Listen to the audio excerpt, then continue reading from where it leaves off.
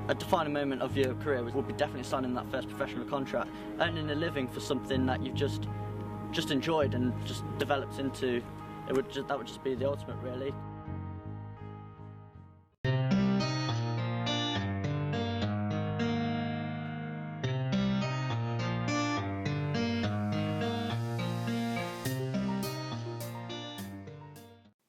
I've definitely always wanted to be a professional footballer.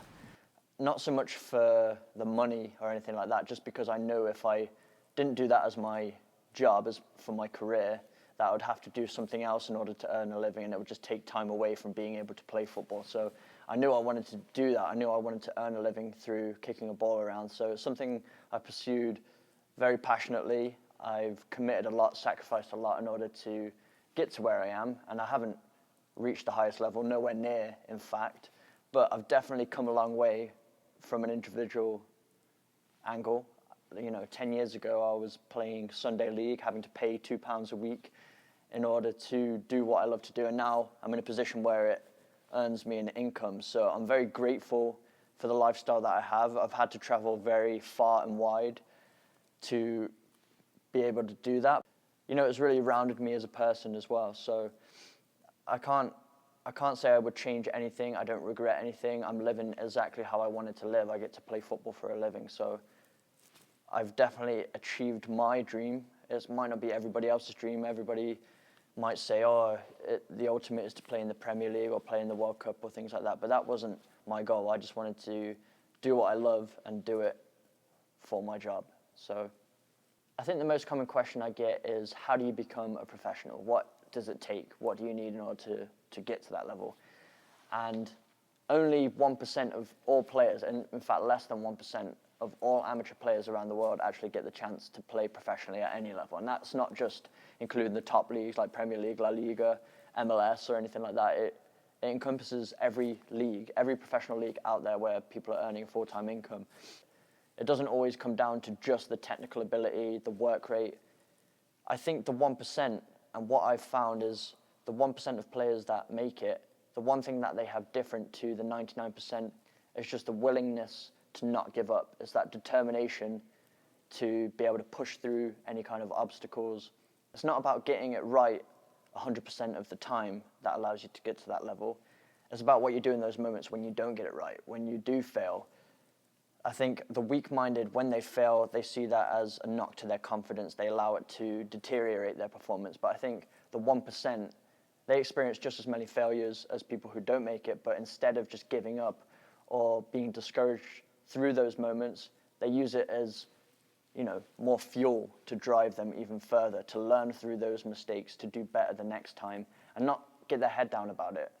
Almost, it actually accelerates their career rather than actually is something that knocks their confidence in the end. So I think the 1% definitely have determination, just to never give up, never see a failure as a roadblock, but they see it more as an obstacle, how they're going to get over that, how they're going to get around that. They find solutions to the problem instead of just seeing it as this big problem that they can't overcome.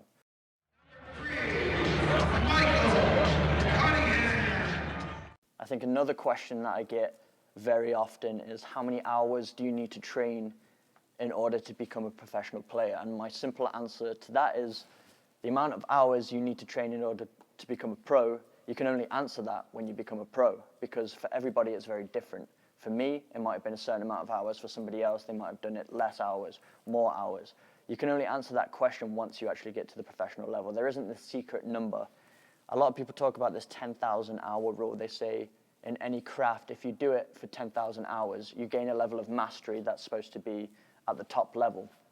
And I've never been a big fan of that, because I believe it's not about the amount that you do, because you could be out there for 10,000 hours just going through the motions, giving it 50%, and you could be out there for 10,000 hours, and I don't think you're going to be as good as somebody else who just does it for 1,000 hours and did it with full focus, full dedication, put their heart and soul into each and every training session.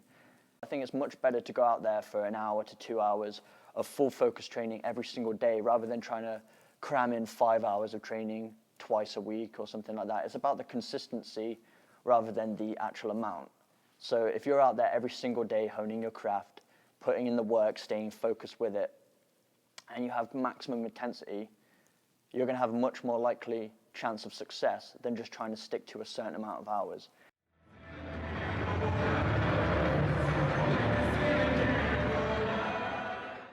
I think where people get it wrong is they don't plan out their journey right. They don't have the right mentality when they're starting. You know, above all the training that you got to do, of course, you've got to work as hard as you possibly can, but you've also got to have direction on where you want to go. And if you have the wrong direction, you're always going to fail. It's kind of like getting in a car. If you get in a car and you just start driving with no purpose, no location in mind, you're either just going to drive around in circles or you end up in the middle of nowhere. But if you have an actual purpose to the direction you want to go, you have a lot more chance of getting there. There's going to be obstacles along the way, but if you have a destination in mind, chances are you're going to stay on that course a lot better than just kind of going freely, just hoping for the best, just going through the motions and then just seeing what happens. You've got to be very deliberate with your intentions to where you want to go. What kind of level do you want to play at? And I think when people get it wrong, they create too much of a gap between where they are and where they want to get to. So, for example, if you're playing Sunday League and you're saying, next year I want to play for Arsenal, you've just set yourself a humongous goal that's not very realistic whatsoever. To bridge that gap in such a short amount of time, it's a big recipe for failure, and I don't think people respect the journey enough when they have those kind of goals. They don't respect how difficult it is even to get into any kind of level of professional football. It's kind of like climbing a mountain. If you just focus on the peak of that mountain, if you're trying to climb Mount Everest, if all your focus is on the peak, it's going to seem so overwhelming, it's going to seem so high. But if you break it down into smaller journeys, over time it becomes a lot more realistic. So if you look at the top of the mountain and just say, okay, today I just want to do 1 mile or 100 meters or something like that, suddenly the goal isn't too lofty, suddenly it seems achievable. Then once you've achieved that goal, you then set the next small goal for yourself.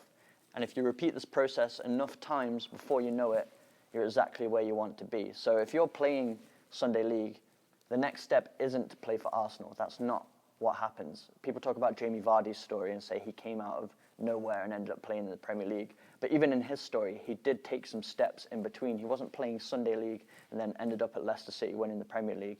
He played semi-professional, he played non-league, and he worked his way up. He played in League Two, and then he worked his way up and up and up, got into Leicester City when they were in the Championship, and then advanced into the Premier League. There was still a series of steps. It wasn't an overnight success, and I think that's what a lot of people think is going to happen. It's just this lucky moment where you wake up and suddenly all your dreams have come true. It's dedication for a long period of time. It's being patient, taking the next small step. You don't start the journey at the middle. You always start at the bottom.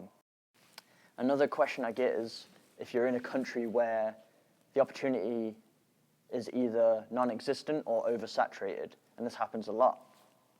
There are countries where football isn't as popular, and there's countries where it's almost too popular, where there's so many players that it's really hard to get discovered.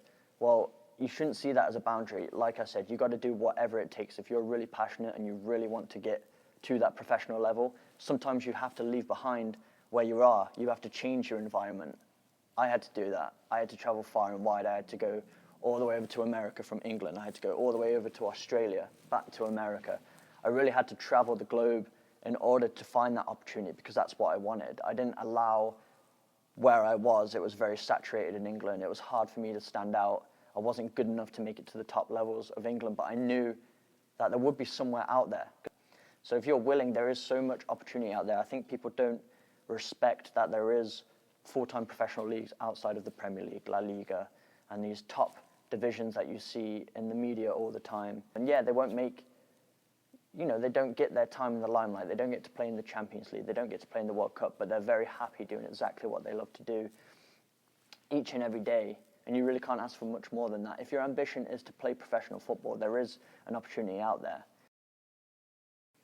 You always have two options. You either find an excuse or you find a way to do it. So it's always going to be the harder choice. It's not an easy journey whatsoever. It's very up and down. As I've already said, it's a big struggle, and you should expect that. If you're trying to do something remarkable, you're trying to do something that only 1% of players ever get to do, then you should expect it to be one of the most difficult things you've ever had to do in your life. I would say there are practical habits that you can develop that are going to set you up better for success. And I think now more than ever is the best time to kind of adapt some new habits into your lifestyle. It's a new year, a brand new opportunity, a new set of 365 days to get closer to where you want to be. I think the number one thing that I've learned that has been really effective is to write down your goals or talk about your goals with other people. When you write it down or you talk about them, you bring them into your realm, you bring them into your daily life. They no longer just become something that was once in the back of your mind, like a dream or an illusion. It becomes a real practical thing, and then you keep yourself accountable. If you've wrote it down, then it's down there on paper, and you have to keep accountable to that. If you've told somebody else you're on this journey to achieving your goals, now you're accountable to that person. So if you can talk about it with others, if you can write it down, suddenly you're going to be far more likely to actually pursue these things. The next habit to develop is to think about who you surround yourself with, because you're heavily influenced by your environment, and a big part of your environment is your friendship groups, those people you spend your time with on a daily basis. So if you're surrounding yourself with people who aren't very motivated, aren't very driven, don't have goals, aren't working towards something, they just want to sit around, play FIFA, go out drinking, go out partying, you got to really think about, is it worth spending your time with those people? And it doesn't mean you got to judge them. It doesn't mean you've got to call them out on their behaviors. If they enjoy it, you just got to let them do it. But it doesn't mean you can allow yourself to be involved with that all the time, because you're so influenced by it. So if you're on a journey to something big and you want to do something different, sometimes you got to spend less time in those situations. See your time as very valuable. You only have a certain amount of time to get to your goals. And if you're wasting it, you're just delaying that kind of success that you're looking for. So you really got to be deliberate, make sure you're spending time in the right places. And my final piece of advice would be to find a mentor, if at all possible, somebody who has actually achieved what you're working towards, who's been in the position that you're looking to be in, because they're going to have that actual life experience. They're going to be able to tell you certain things that they did that set them up for success. And not only that, they're going to be able to show you some of the pitfalls that they had. You're going to be able to learn through their mistakes, and it's just going to be a healthy situation. They're going to be able to show you certain directions that you could go in. They're going to give you suggestions that you might not know about. They're going to be able to give you some knowledge that you didn't already have. That's something that's always really worked for me. It doesn't matter what level I'm playing at. I've always had mentors that have played at higher levels. Just always be bold and courageous and ask the questions of people who have more life experience than you. Chances are they will be more than happy to share some of their advice. I know for myself, I love sharing advice to people who ask for it. You know, if I see someone's hungry and on their journey, it reminds me of a time when I was also in their position, looking for the next opportunity, looking to play at a higher level. So I can relate to that. I can see myself as a younger player looking for the answers. And now it's so available. It wasn't as available as it is now. Now we have social media. We can email people. We can direct message on Instagram. We can do all these different things. We can obtain knowledge. So you got to take advantage of that. You got to ask the tough questions. You got to seek advice. Take advantage of it. At the end of the day, it's going to be one of the toughest things you'll ever do, pursuing a passion, trying to make it a career for yourself. But I promise the biggest risk that you could ever take in your life is not being prepared to take that risk to do what you love for a living. There's going to be ups, there's going to be downs, there's going to be times where you want to quit, where you want to give up, where it doesn't seem like there's any possible opportunity next, but you never know what's around the corner, and the best thing you can do is just stay in your lane, work hard each and every single day, putting yourself out there, and you never know what the future holds. I guarantee you'll never, for a second in your life, regret pursuing the thing that you love most. Whether you reach it or not, the only thing you will ever regret in life is the things that you didn't do. So you should go out there and just give it everything you got, and you never know what could happen.